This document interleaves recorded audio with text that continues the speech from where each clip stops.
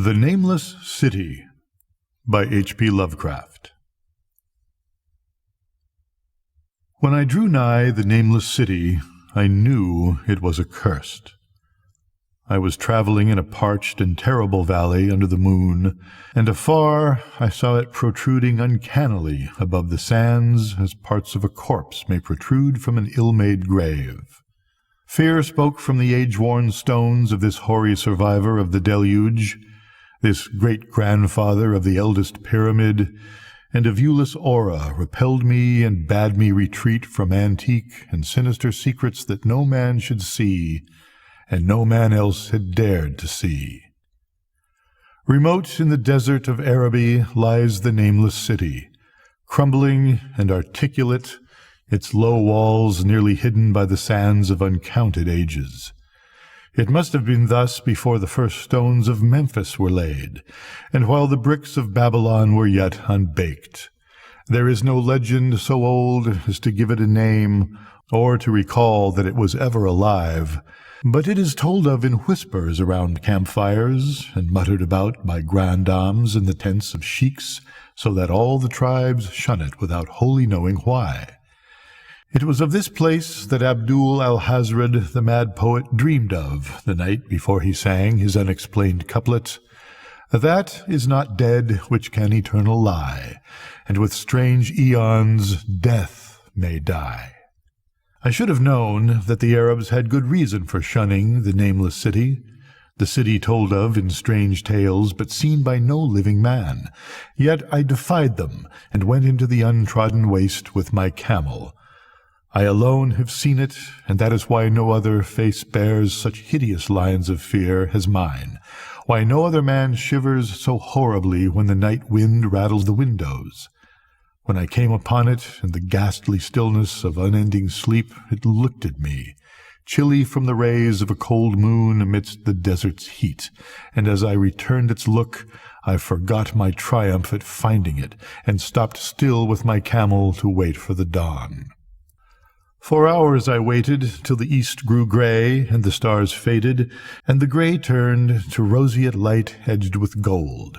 I heard a moaning, and saw a storm of sand stirring among the antique stones, though the sky was clear, and the vast reaches of desert still. Then suddenly, above the desert's far rim, came the blazing edge of the sun, seen through the tiny sandstorm which was passing away, and in my fevered state I fancied that from some remote depth there came a crash of musical metal to hail the fiery disk as Memnon hails it from the banks of the Nile. My ears rang, and my imagination seethed as I led my camel slowly across the sand to that unvocal place, that place which I alone of living men had seen. In and out amongst the shapeless foundations of houses and places I wandered, finding never a carving or inscription to tell of these men, if men they were, who built this city and dwelt therein so long ago. The antiquity of the spot was unwholesome, and I longed to encounter some sign or device to prove that the city was indeed fashioned by mankind. There were certain proportions and dimensions in the ruins which I did not like. I had with me many tools, and dug much within the walls of the obliterated edifices, but progress was slow, and nothing significant was revealed. When night and the moon returned, I felt a chill wind which brought new fear, so that I did not dare to remain in the city. And as I went outside the antique walls to sleep, a small sighing sandstorm gathered behind me, blowing over the grey stones, though the moon was bright and most of the desert still.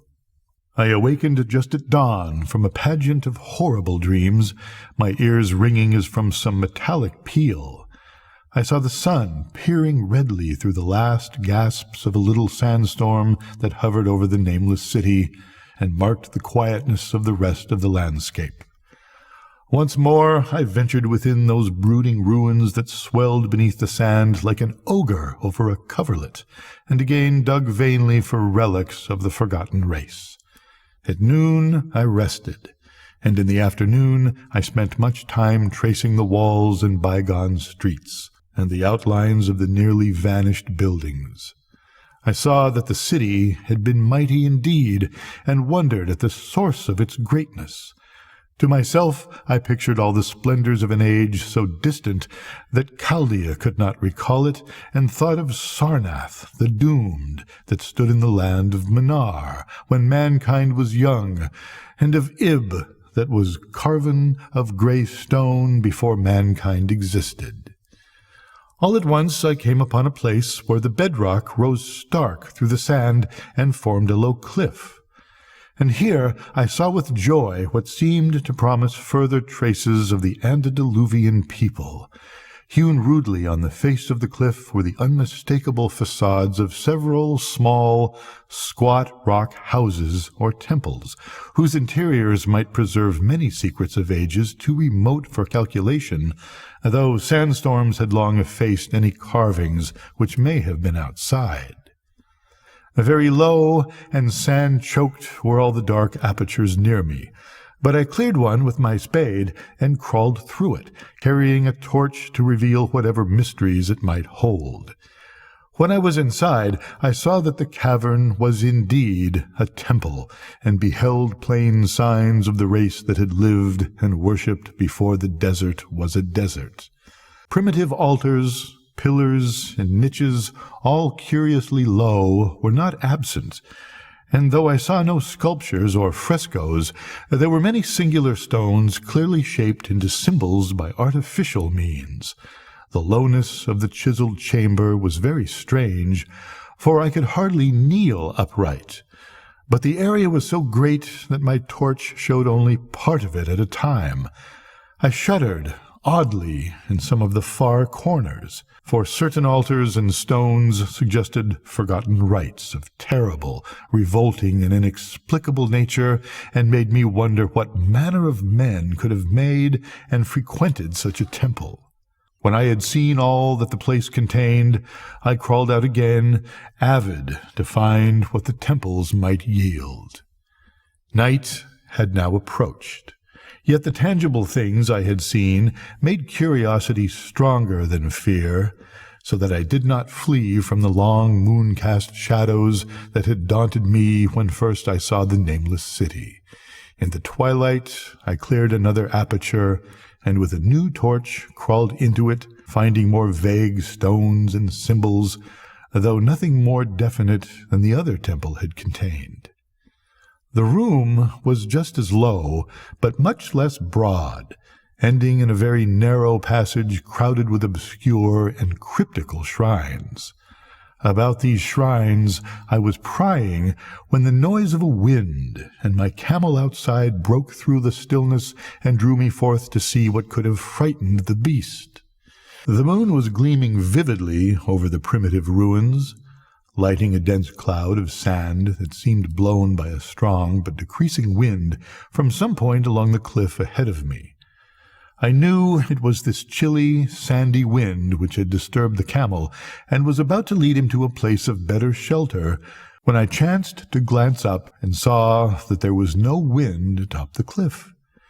This astonished me, and made me fearful again, but I immediately recalled the sudden local winds that I had seen and heard before at sunrise and sunset, and judged it was a normal thing.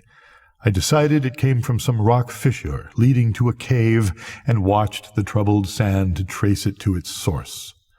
Soon perceiving that it came from the black orifice of a temple a long distance south of me, almost out of sight.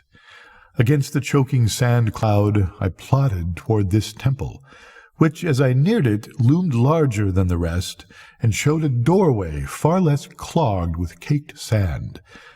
I would have entered had not the terrible force of the icy wind almost quenched my torch. It poured madly out of the dark door, sighing uncannily as it ruffled the sand and spread among the weird ruins. Soon it grew fainter, and the sand grew more and more still, till finally all was at rest again, but a presence seemed stalking among the spectral stones of the city, and when I glanced at the moon, it seemed to quiver as though mirrored in unquiet waters. I was more afraid than I could explain, but not enough to dull my thirst for wonder. So as soon as the wind was quite gone, I crossed into the dark chamber from which it had come. This temple, as I had fancied from the outside, was larger than either of those I had visited before, and was presumably a natural cavern, since it bore winds from some region beyond. Here I could stand quite upright, but saw that the stones and altars were as low as those in the other temples. On the walls and roof I beheld for the first time some traces of the pictorial art of the ancient race.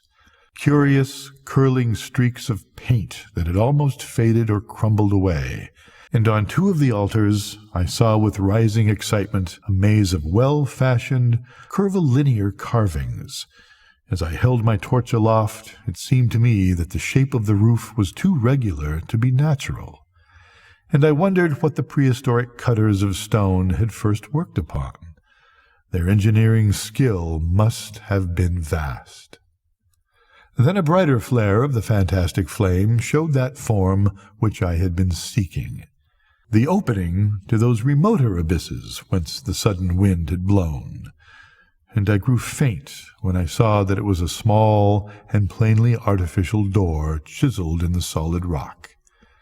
I thrust my torch within, beholding a black tunnel with the roof arching low over a rough flight of very small, numerous, and steeply descending steps.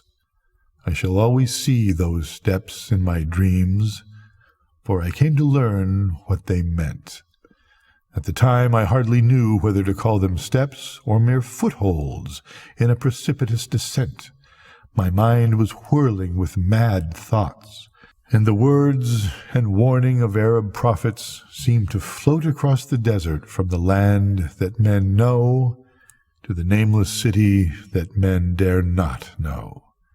Yet I hesitated only for a moment before advancing through the portal and commencing to climb cautiously down the steep passage, feet first, as though on a ladder. It is only in the terrible phantasms of drugs or delirium that any other man can have such a descent as mine.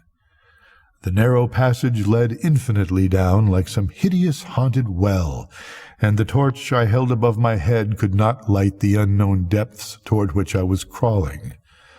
I lost track of the hours and forgot to consult my watch, though I was frightened when I thought of the distance I must be traversing.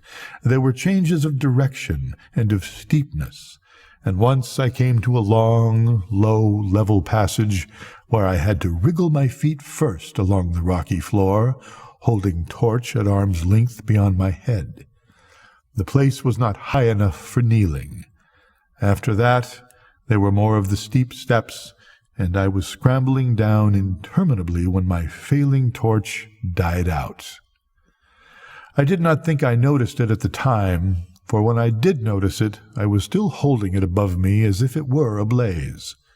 I was quite unbalanced with that instinct for the strange and the unknown which had made me a wanderer upon earth, and a hunter of far, ancient, and forbidden places. In the darkness there flashed before my mind fragments of my cherished treasury of demonic lore, sentences from Alhazred the mad Arab, paragraphs from the apocryphal nightmares of Damascus, and infamous lines from the delirious Images du Monde of Gautier de Metz. I repeated queer extracts and muttered of a Phragiab and the demons that floated with him down the Oxus, later chanting over and over again a phrase from one of Lord Dunsinay's tales, the unreverberate blackness of the abyss. Once, when the descent grew amazingly steep, I recited something in sing-song from Thomas Moore until I feared to recite it more. A reservoir of darkness black, as witches' cauldrons are when filled with moon drugs in the eclipse distilled, leaning to look as if foot might pass down through that chasm I saw beneath, As far as vision could explore, the jetty sides as smooth as glass, looking as if just varnished o'er with that dark pitch the sea of death throws out upon its slimy shore. Time had quite ceased to exist when my feet again felt a level floor, and I found myself in a place slightly higher than the rooms in the two smaller temples, now so incalculably far above my head. I could not quite stand, but could kneel upright, and in the dark I shuffled and crept hither and thither at random. I soon knew that I was in a narrow passage whose walls were lined with cases of wood having glass fronts. As in that Paleozoic and abysmal place I felt of such things as polished wood and glass, I shuddered at the possible implications. The cases were apparently ranged along each side of the passage at regular intervals, and were oblong and horizontal, hideously like coffins in shape and size. When I tried to move 2 or 3 for further examination, I found that they were firmly fastened. I saw that the passage was a long one, so floundered ahead rapidly in a creeping run that would have seemed horrible had any eye watched me in the blackness, crossing from side to side occasionally to feel of my surroundings and be sure the walls and rows of cases still stretched on. Man is so used to thinking visually that I almost forgot the darkness and pictured the endless corridor of wood and glass in its low-studded monotony as though I saw it. And then, in a moment of indescribable emotion, I did see it. Just when my fancy merged into real sight, I cannot tell, but there came a gradual glow ahead, and all at once I knew that I saw the dim outlines of a corridor and the cases, revealed by some unknown subterranean phosphorescence. For a little while all was exactly as I had imagined it, since the glow was very faint, but as I mechanically kept stumbling ahead into the stronger light, I realized that my fancy had been but feeble. This hall was no relic of crudity like the temples in the city above, but a monument of the most magnificent and exotic art. Rich, vivid, and daringly fantastic designs and pictures formed a continuous scheme of mural paintings whose lines and colors were beyond description. The cases were of a strange golden wood, with fronts of exquisite glass, and containing the mummified forms of creatures outreaching in grotesqueness the most chaotic dreams of man. To convey any idea of these monstrosities is impossible. They were of the reptile kind, with body lines suggesting sometimes the crocodile, sometimes the seal, but more often nothing of which either the naturalist or the paleontologist ever heard. In size they approximated a small man, and their forelegs bore delicate and evident feet curiously like human hands and fingers, but strangest of all were their heads, which presented a contour violating all known biological principles. To nothing can such things be well compared. In one flash I thought of comparisons as varied as the cat, the bullfrog, the mythic satyr, and the human being. Not Jove himself had had so colossal and protuberant a forehead, yet the horns and the noselessness and the alligator-like jaw placed things outside all established categories. I debated for a time on the reality of the mummies, half suspecting they were artificial idols, but soon decided they were indeed some Paleogean species which had lived when the nameless city was alive. To crown their grotesqueness, most of them were gorgeously enrobed in the costliest of fabrics and lavishly laden with ornaments of gold, jewels, and unknown shining metals. The importance of these crawling creatures must have been vast, for they held first place among the wild designs on the frescoed walls and ceiling. With matchless skill had the artists drawn them in a world of their own, wherein they had cities and gardens fashioned to suit their dimensions, and I could not help but think that their pictured history was allegorical, perhaps showing the progress of the race that worshipped them. And these creatures, I said to myself, were to men of the nameless city what the she-wolf was to Rome, or some totem beast is to a tribe of Indians. Holding this view, I could trace roughly a wonderful epic of the nameless city, the tale of a mighty sea-coast metropolis that ruled the world before Africa rose out of the waves, and of its struggles as the sea shrank away and the desert crept into the fertile valley that held it. I saw its wars and triumphs, its troubles and defeats, and afterwards its terrible fight against the desert when thousands of its people, here represented in allegory by the grotesque reptiles, were driven to chisel their way down through the rocks in some marvelous manner to another world whereof their prophets had told them. It was all vividly weird and realistic, and its connection with the awesome descent I had made was unmistakable. I even recognized the passages.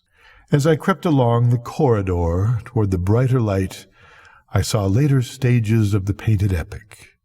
The leave-taking of the race that had dwelt in the nameless city and the valley around for 10 million years, the race whose souls shrank from quitting scenes their bodies had known so long, where they had settled as nomads in the earth's youth, hewing in the virgin rock those primal shrines at which they had never ceased to worship.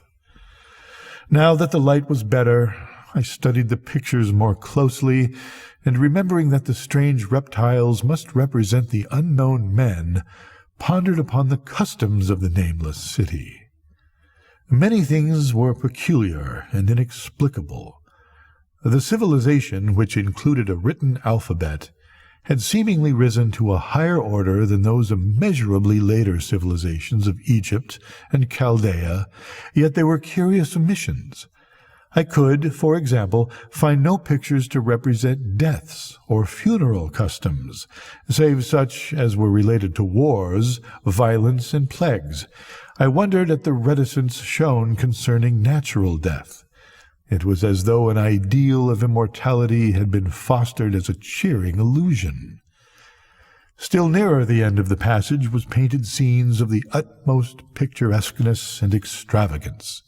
Contrasted views of the nameless city and its desertion and growing ruin, and of the strange new realm of paradise to which the race had hewed its way through the stone. In these views the city and the desert valley were shown always by moonlight, golden nimbus hovering over the fallen walls, and half revealing the splendid perfection of former times, shown spectrally and elusively by the artist. The paradisal scenes were almost too extravagant to be believed, portraying a hidden world of eternal day filled with glorious cities and ethereal hills and valleys. At the very last, I thought I saw signs of an artistic anticlimax. The paintings were less skillful and much more bizarre than even the wildest of the earlier scenes. They seemed to record a slow decadence of the ancient stock, coupled with a growing ferocity toward the outside world from which it was driven by the deserts. The forms of its people, always represented by the sacred reptiles, appeared to be gradually wasting away, though their spirit, as shown hovering above the ruins by moonlight, gained in proportion. Emaciated priests, displayed as reptiles in ornate robes, cursed the upper air and all who breathed it, and one terrible final scene showed a primitive-looking man, perhaps a pioneer of ancient Iram, the city of pillars, torn to pieces by members of the elder race. I remember how the Arabs feared the nameless city, and was glad that beyond this place the grey walls and ceiling were bare. As I viewed the pageant of mural history, I had approached very closely to the end of the low-ceilinged hall, and was aware of a gate through which came all of the illuminating phosphorescence. Creeping up to it, I cried aloud in transcendent amazement at what lay beyond. For instead of other and brighter chambers, there was only an illimitable void of uniform radiance, such one might fancy when gazing down from the peak of Mount Everest upon a sea of sunlit mist. Behind me was a passage so cramped that I could not stand upright in it. Before me was an infinity of subterranean effulgence. Reaching down from the passage into the abyss was the head of a steep flight of steps, small, numerous steps like those of black passages I had traversed, but after a few feet the glowing vapors concealed everything. Swung back open against the left-hand wall of the passage was a massive door of brass, incredibly thick and decorated with fantastic bas-reliefs, which could, if closed, shut the whole inner world of light away from the vaults and passages of rock. I looked at the steps, and for the nonce dared not try them. I touched the open brass door, and could not move it, and then I sank prone to the stone floor, my mind aflame with prodigious reflections which not even a death-like exhaustion could banish. As I lay still with closed eyes, free to ponder, many things I had lightly noted in the frescoes came back to me with new and terrible significance. Scenes representing the nameless city in its heyday, and the distant lands with which its merchants traded. The allegory of the crawling creatures puzzled me by its universal prominence, and I wondered that it would be so closely followed in a pictured history of such importance. In the frescoes, the nameless city had been shown in proportions fitted to the reptiles. I wondered what its real proportions and magnificence had been, and reflected a moment on certain oddities I had noticed in the ruins. I thought curiously of the lowness of the primal temples and of the underground corridor, which were doubtless hewn thus out of deference to the reptile deities there honored, though it perforce reduced the worshippers to crawling. Perhaps the very rites here involved crawling in imitation of the creatures. No religious theory, however, could easily explain why the level passages in that awesome descent should be as low as the temples, or lower, since one could not even kneel in it. As I thought of the crawling creatures whose hideous mummified forms were so close to me, I felt a new throb of fear. Mental associations are curious, and I shrank from the idea that except for the poor primitive man torn to pieces in the last painting, mine was the only human form amidst the many relics and symbols of the primordial life. But always in my strange and roving existence, wonder soon drove out fear, for the luminous abyss and what it might contain presented a problem worthy of the greatest explorer. That a weird world of mystery lay far down that flight of peculiarly small steps I could not doubt, and I hoped to find there those human memorials which the painted corridors had failed to give. The frescoes had pictured unbelievable cities and valleys in this lower realm, and my fancy dwelt on the rich and colossal ruins that awaited me. My fears, indeed, concerned the past rather than the future, and not even the physical horror of my position in that cramped corridor of dead reptiles and antediluvian frescoes, miles below the world I knew, and faced by another world of eerie light and mist, could match the lethal dread I felt at the abysmal antiquity of the scene and its soul. An ancientness so vast that measurement is feeble seemed to leer down from the primal stones and rock-hewn temples of the nameless city, while the very latest of the astounding maps in the frescoes showed oceans and continents that man has forgotten, with only here and there some vaguely familiar outlines of what could have happened in the geological ages since the paintings ceased and the death-hating race resentfully succumbed to decay no man might say. Life had once teemed in these caverns and in the luminous realm beyond. Now I was alone with vivid relics, and I trembled to think of the countless ages through which these relics had kept a silent, deserted vigil. Suddenly there came another burst of that acute fear which had intermittently seized me ever since I first saw the terrible valley and the nameless city under a cold moon, and despite my exhaustion I found myself starting frantically to a sitting position and gazing back along the black corridor toward the tunnels that rose to the outer world. My sensations were like those which had made me shun the nameless city at night, and were as inexplicable as they were poignant. In another moment, however, I received a still greater shock in the form of a definite sound, the first which had broken the utter silence of these tomb-like depths. It was a deep, low moaning, as of a distant throng of condemned spirits, and came from the direction in which I was staring. Its volume rapidly grew, till it soon reverberated frightfully through the low passage, and at the same time I became conscious of an increasing draught of cold air, likewise flowing from the tunnels and the city above. The touch of this air seemed to restore my balance, for I instantly recalled the sudden gusts which had risen around the mouth of the abyss each sunset and sunrise, one of which had indeed revealed the hidden tunnels to me. I looked at my watch and saw that sunrise was near, so braced myself to resist the gale that was sweeping down to its cavern home as it had swept forth at evening. My fear again waned low, since a natural phenomenon tends to dispel broodings over the unknown.